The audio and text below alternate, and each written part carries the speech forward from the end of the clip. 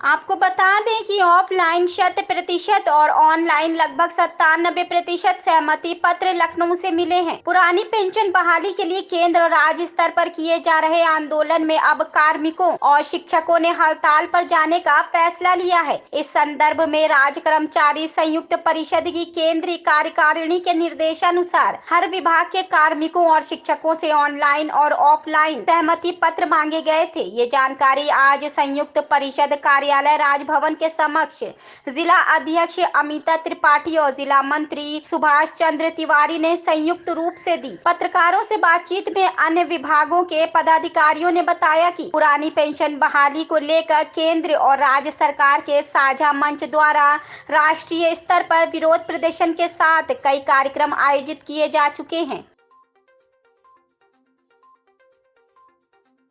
हड़ताल पर सहमति के लिए आपने एक मतदान कराया था। कितने विभाग इस सहमति के जो चुनाव थे उसमें शामिल थे और क्या परिणाम आए उसके बारे में बताइए। देखिए, इसमें हमारे परिषद से जितने भी लगभग 160 विभाग हैं वो इसमें शामिल हैं। बाकी ये हमारा केवल परिषद का वो था, लेकिन हमारे ये जो एनजीसीए का कार्यक्रम पुरानी पेंशन बहाली को लेकर, इसमें हमारे केंद्रीय संगठन भी हैं, हमारे शिक्षक भी हैं, तो ये सभी को मिलाकर ये पूरे भारतवर्ष में चलाया जा रहा है। रेलवे भी इसमें शामिल है। रेलवे के जो कन्वीनर हैं वही इसके मुख्य कन्वीनर भी हैं, उन्हीं की अध्यक्षता में आयकर है, पोस्टल है, डाकतार, सभी सारे विभाग इसमें शामिल हैं और सभी के यहाँ ये कार्यक्रम चल रहा है। हमने भी अपने परिषद से जो संबद्ध संगठन है उनमें चलाया और लगभग 100% ऑफलाइन ये हम लोग को पत्र मिले हैं जो इसके लिए सहमत हैं कि पुरानी पेंशन बहाल होनी चाहिए और लगभग 96.3% है जो ऑफलाइन हुए हैं। लेकिन अगर देखा जाए तो पुरानी पेंशन बहाली को लेकर क्या होगा, पूरा हड़ताल का पूरा उसके बारे में बताइए मुझे। देखिए, जैसे कार्यक्रम तो बहुत सारे हुए। 2013 में राज्य कर्मचारी संयुक्त परिषद ने ही अपना अकेले दम पर एक कार्यक्रम किया था, लखनऊ से दिल्ली तक साइकिल रैली निकाली थी और जंतर मंतर पर हम लोगों ने धरना दिया था। लेकिन फिर ये हुआ कि इस पुरानी पेंशन की समस्या से तो जो केंद्रीय संगठन है वो भी ग्रसित है। सारे कर्मचारी जितने भी सरकारी एम्प्लॉई हैं वो इससे वो है, तो एक एनजीसीए के नाम से एक संगठन बनाया गया जो 21 जनवरी 2023 की जिसकी नई दिल्ली में बैठक हुई थी, जो उसमें ये डिसाइड किया गया था कि हर महीने की 21 तारीख को हम जनपद स्तर पर कोई ना कोई कार्यक्रम करेंगे। इसी के तहत 21 मार्च को यहाँ जनपद मतलब पूरे देश के हर जिले में कार्यक्रम हुआ था। उसके बाद फिर 21 मार्च से 21 मई तक जनसंपर्क किया गया और फिर 16 मई को एक पेंशन रथ यात्रा निकाली गई थी जो कि पूरे प्रदेश में उसने भ्रमण किया था। 27 लखनऊ में 14 जून को ये हुआ था। 27 जून को यहाँ चारबाग के रेलवे स्टेडियम में कार्यक्रम हुआ था। 27 जून को चारबाग के रेलवे स्टेडियम के साथ साथ हर प्रदेश के राजधानी स्तर पर ये कार्यक्रम हुआ था। 10 अगस्त को नई दिल्ली के रामलीला मैदान में ये कार्यक्रम हुआ था। अच्छा, एक चीज़ ये भी है कि रामलीला मैदान को हम लोगों ने किया, हम लोगों ने भरा। इसके बाद रामलीला मैदान को पुरानी पेंशन की समस्या को लेकर कई बार भरा गया। तो इससे ये पता चलता है कि एक ही बार नहीं, जब बार बार वो चीज़ें उभर के आ रही हैं तो मामला गंभीर है। कहीं ना कहीं कर्मचारी अंदर से आक्रोशित है और सरकार को इसलिए इस पर ध्यान देना चाहिए। कहीं ना आपने जुडिशरी को आप दे रहे हैं पेंशन, चलिए ठीक है, उनको दे रहे हैं, कोई बात है, उनको भत्ते मिले, लेकिन नेता वो तो समाज सेवक है ना, उनको पुरानी पेंशन और भत्तों से क्या मतलब। हम कर्मचारी पूरी उम्र नौकरी करते, जब बुढ़ापे में हम किसी कार्य करने के लायक नहीं रह जाते तो आप कह देते हैं हम पेंशन नहीं देंगे। और आप हमें न्यू पेंशन स्कीम के तहत 14% जो दे रहे हैं, हम नहीं कहते आप हमें हर महीने दीजिए, आप हर महीने ना देखिए, हम जब रिटायर होते हैं आप वो % हमारा जमा करिए और आपको शेयर में लगाना आप कहीं भी ले, लेकिन हमको रिटायरमेंट के टाइम एक मुश्त रकम चाहिए।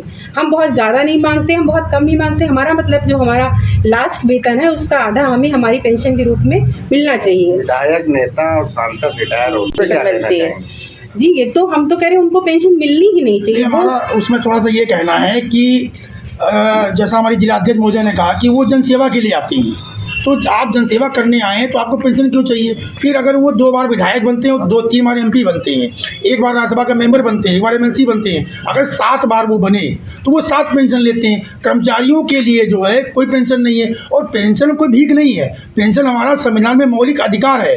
पेंशन हमारी राजा महाराजा के समय से, अंग्रेजों के समय से चली आ रही है, क्योंकि हम अपने जीवन काल का स्वर्णिम समय आप सरकार की सेवा में देते हैं। और एक बात होती है कि राज्य कर्मचारी कोई कार्य नहीं करते हैं। आखिर जितनी भी गवर्नमेंट की योजनाएं धरातल में हैं वो राज्य कर्मचारी द्वारा ही तो उनको अमल में लाया जाता है।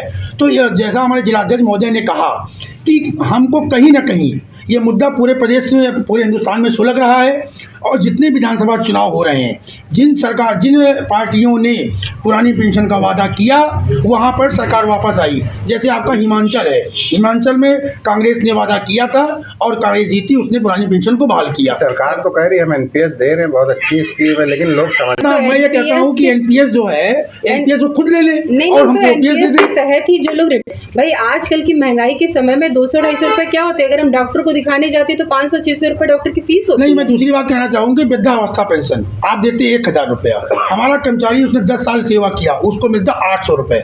800 रुपये में आजकल होता क्या, कोई बता दे। और जब कुछ लोग बात ये उठाते हैं कि जब 2003 में लागू हुई थी तो बड़ा बड़ा सजबाग दिखाया जाएगा। अच्छा, हमारा जो केंद्रीय नेतृत्व है, हमारा प्रदेश नेतृत्व है, तो उसने कहा कि सरकार के साथ हम बैठें, हमको बुलाएं, बैठें, सरकार के ऊपर कोई बोझ नहीं पड़ेगा। हमारे प्रदेश अध्यक्ष आदरणीय हर्षवर्धन तिवारी जी ने बाकायदा डाटा बना के दिया है कि सरकार के ऊपर पुरानी पेंशन बहाल करने में कोई भी बोझ नहीं है।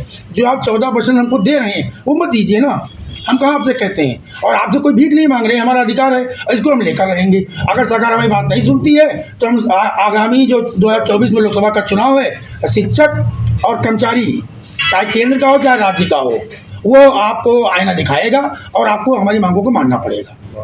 और कहीं ना कहीं ये भी होता है, देखिए कोविड के टाइम में कर्मचारियों के 6 भत्ते ख़त्म कर दिए गए। हम लोग इतनी मेहनत से, इतनी लड़ाई करके, सरकार से वो करके हम लोग इन भत्तों को प्राप्त करते हैं और एक झटके में सरकारों ने ख़त्म कर देती। हमारा 18 महीने का डीए फ्रीज कर दिया, बाद में उन्होंने दिया, लेकिन कहीं ना कहीं जो हमारा 18 महीने रुका हुआ था उसका तो उन्हें देना चाहिए था।